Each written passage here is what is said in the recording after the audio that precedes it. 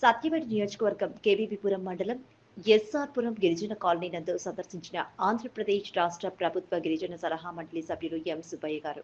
గురువారం ఉదయం 11 గంటలకు సత్యవేడు నియోజకవర్గం కేవీపీపురం మండలం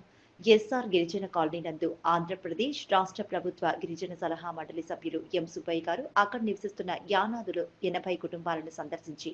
వాళ్ళకి ఏవేవి సమస్యలు ఉన్నాయో వాటిని అడిగి మరీ తెలుసుకొని ఈ సమస్యలను వెంటనే ప్రభుత్వ దృష్టికి తీసుకొని పోయి మాన్యశ్రీ గౌరవనీయులు ఆంధ్రప్రదేశ్ రాష్ట్ర ప్రభుత్వ ముఖ్యమంత్రి వర్యులు నారా చంద్రబాబు నాయుడు గారి దృష్టికి మీ సమస్యలను తీసుకుపోయి పరిష్కారం వెంటనే చేస్తామని, మీరు ఏవైతే హామీలు అడిగారో,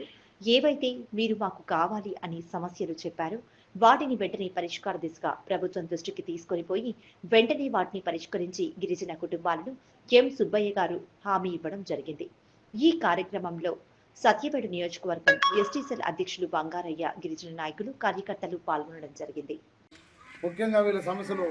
ప్రభుత్వ దృష్టికి తీసుకొని పోయి ఈ పొద్దు అహర్నిశలు కష్టపడుతున్న గిరిజనులే మా దైవంగా గిరిజనుల అభివృద్ధి కోసమే పాటుపడుతున్న తెలుగుదేశం పార్టీ ఎన్డీఏ కూటమి గౌరవ ముఖ్యమంత్రి వాళ్ళ నారా చంద్రబాబు నాయుడు గారు అయితేమి, అలాగే గిరిజనుల కోసమే నేను ముందుకు పోతున్నానని చెప్తున్న రాష్ట్ర ఉప ముఖ్యమంత్రి పవన్ కళ్యాణ్ గారు కానీ, విద్యాశాఖ మంత్రి నారా లోకేష్ బాబు గారు కానీ, అలాగే గిరిజన శాఖ మంత్రి వాళ్ళు మన గుమ్మడి సంధ్యారాణి గారు కూడా గిరిజనుల కోసం ఈరోజు ఎంతో కష్టపడుతున్నారు. గిరిజనులు ముందుండాలా, గిరిజనులు ఆదుకోవాలా. గత ప్రభుత్వం 2019 నుంచి 2024 దాకా యానాదులు దోచుకోవడం, వాళ్ళ యానాదులు అంటే గిరిజనుల సబ్ ప్లాన్స్ కింద ఉన్న 11,000 రూపాయలని పక్క నిధులు కూడా వాడుకొని గిరిజనుల్ని అన్యాయంగా నోటు మీద వదిలేసింది గత ప్రభుత్వం. 2024 తెలుగుదేశం పార్టీ ఎన్డీఏ కూటమి ఏర్పడిన తర్వాత గిరిజనులకి పెద్ద పీట వేయాలనే సమాలోచనతో గౌరవ ముఖ్యమంత్రి నారా చంద్రబాబు నాయుడు గారు ఒక సమాలోచన చేయడం జరుగుతూ ఉంది.